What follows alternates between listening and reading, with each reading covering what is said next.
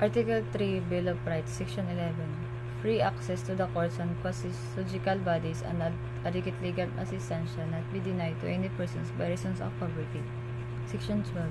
Any persons under investigation for the commission of an offense shall have the right to be informed of his rights to remain silent and to have competent and independent counsel, preferably of his own choice.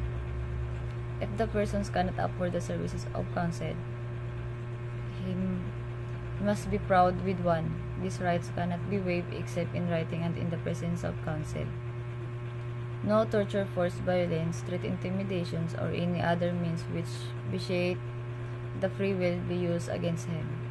Secret detentions, places, solitary, incommunicado, and other similar forms of detentions are provided. Any confessions or admissions obtained in violations of this Section 17 thereof shall be inadmissible in evidence against him. The law shall provide for penal and civil sanctions for violations of these sections as well as compensations to the rehabilitations of victims of torture or similar practices and their families. Section 13. All persons except those charged with offense punishable by reclusion perpetua, when evidence of guilt is strong, shall, before conviction, be bailable and sufficient sureties, or be released on recognizance as may be provided by law. Sorry. No bail not be impaired even when privilege of the writ of habeas corpus is suspended. Excessive bail shall not be required. Section 14. No person shall be held to answer for a criminal offense without due process of law.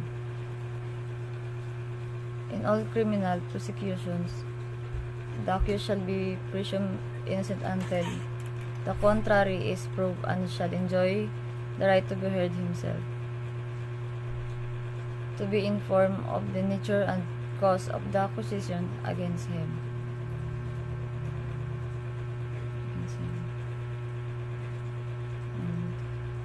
and to have compulsory process to secure the attendance of witnesses and production of evidence in his behalf.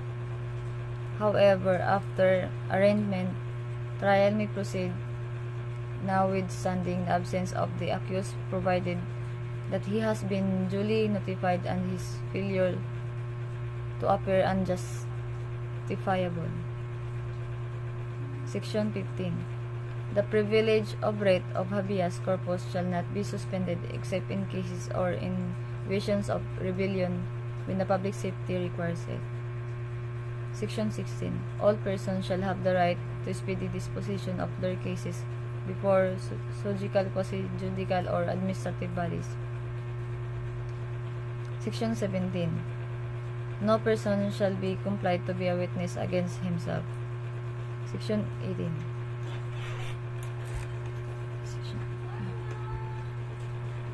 No person shall be denied solely by reason of his political beliefs and aspirations. No involuntary servitude in any form exists except as punishment for a crime whereof the party shall have been duly convicted.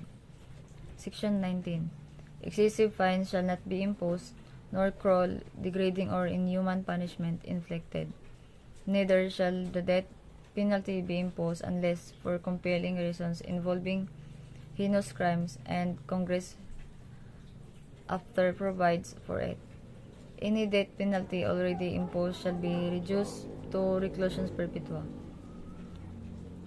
Employment of physical, psychological, or punishment against any prisoner or detained, or the use of substandard and penal facilities under subhuman conditions shall be dealt with by law. Section 20. No person shall be imprisoned for debt or non-payment of a poll tax. Section 21. No person shall be twice put in jeopardy of punishment for the same offense. If an act is punished by law, and an ordinance, convictions, or under either shall constitute a bar of or another prosecution for the same act. Section 22. No ex post facto law or bill of attainder shall be enacted.